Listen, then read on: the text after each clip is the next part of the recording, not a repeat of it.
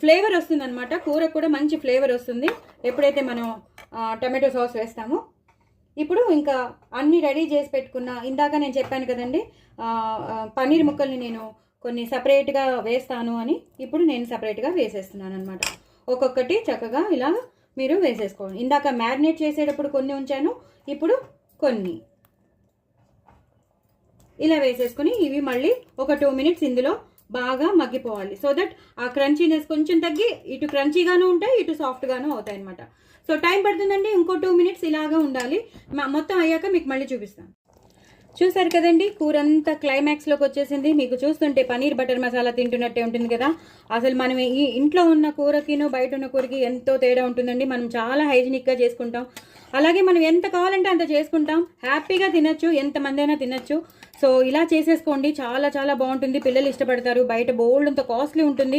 ఒక చిన్న డబ్బా ఇస్తాడు, అది 150, 200, 250 అని చెప్తున్నారు కదా. అలా కాకుండా మనకి అబెండెంట్గా మనం హ్యాపీగా ఎక్కువ చేసుకోవచ్చు, ఎక్కువ తినచ్చు.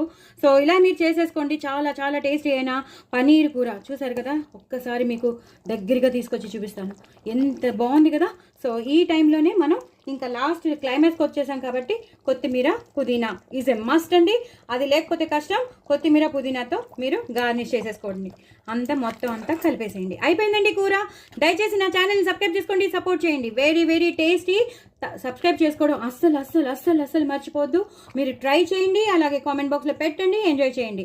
వచ్చేది సమ్మర్ హాలిడేస్ కాబట్టి చాలా చాలా టేస్టీగా ఉంటుంది. చూసారు కదా ఎన్ని పన్నీర్ ముక్కలు ఉన్నాయో. సో డూ ట్రై ఇట్ అండి, చాలా మంచిది హెల్త్కి కూడా. So do try it. నా ఛానల్ మాత్రం సబ్స్క్రైబ్ చేసుకోవడం అస్సలు అస్సలు అస్సలు మర్చిపోద్దండి. బాయ్ అండి.